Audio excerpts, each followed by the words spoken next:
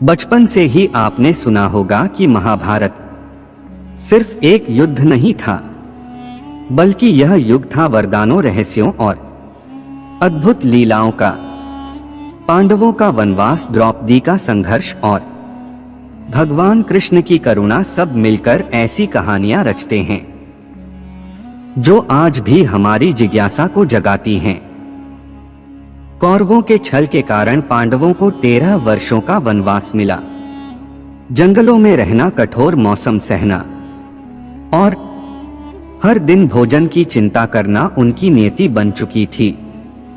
भीम अपनी शक्ति से वन्य जीवों का शिकार कर लाते, अर्जुन कभी कभी फलों को इकट्ठा करते, लेकिन सबसे बड़ी चिंता द्रौपदी की थी।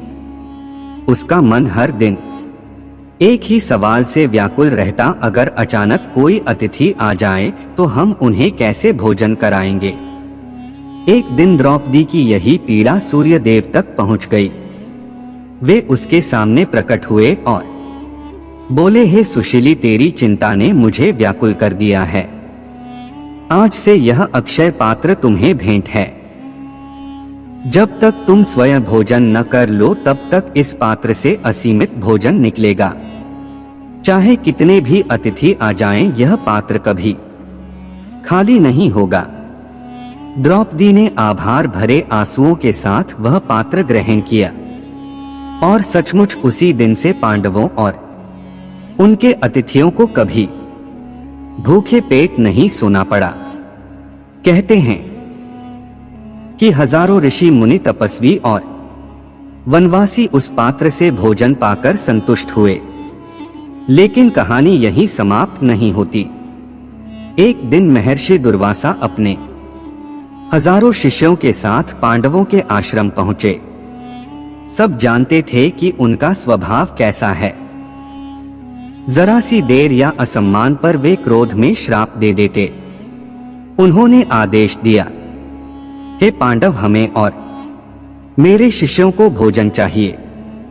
उस समय द्रौपदी पहले ही भोजन कर चुकी थी और वरदान यही था कि भोजन केवल उसके खाने से पहले तक ही निकल सकता है। अब पात्र खाली था। द्रौपदी के हाथ कांपने लगे, आंसू बह निकले। वह जानती थी कि यदि अतिथियों को भोजन न मिला तो महर्षि दुर्वासा श्राप देंगे और पांडवों का सर्वनाश हो जाएगा। उसी घड़ी भगवान कृष्ण वहां आए। द्रौपदी रोते हुए बोली, कृष्ण, अब तो सब नाश हो जाएगा, पात्र खाली है। कृष्ण मुस्कुराए और बोले, मुझे पात्र लाकर दो। जब उन्होंने पात्र देखा तो उसमें सिर्फ एक छोटा सा चावल का दाना चिपका हुआ था। कृष्ण ने उसे उठाकर खा लिया और संतोष की गहरी सांस ली। क्षण भर में अद्भुत घटना घटी। महर्षि दुर्वासा और उनके शिष्य जो नदी में स्नान कर रहे थे, अचानक तृप्त महसूस करने लगे, मानो उन्होंने भरपेट भोजन कर लिया हो।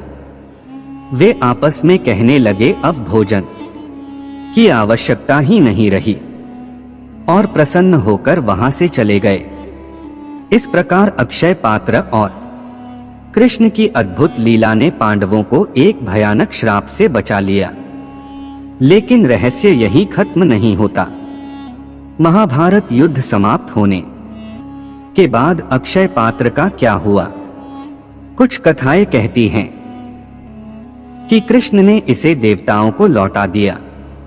कुछ मानते हैं कि यह आज भी हिमालय की किसी गुफा में सुरक्षित है, और कुछ विद्वानों का कहना है कि यह पात्र वास्तव में कोई साधारण बर्तन नहीं था, बल्कि अनंत आस्था और विश्वास का प्रतीक था। सोचिए जरा, क्या सचमुच यह कोई दिव्य यंत्र था, या फिर यह हमें यह समझाने का एक माध्यम था कि जहां सच्ची भक्ति होती है वहां कभी किसी चीज की कमी नहीं होती। आज भी द्रौपदी का अक्षय पात्र भारतीय इतिहास का सबसे बड़ा रहस्य बना हुआ है, और शायद इसी रहस्य के कारण यह कथा हमें बार बार यह याद दिलाती है कि ईश्वर पर विश्वास करने वाले के घर में कभी अभाव नहीं रह सकता। क्या आप मानते हैं कि अक्षय पात्र वास्तव में कहीं छिपा है, या यह सिर्फ आस्था का प्रतीक है? यह सवाल आज भी उतना ही रहस्यमय है जितना उस समय था। पूरा वीडियो देखने के लिए दिल की गहराई से शुक्रिया, धन्यवाद।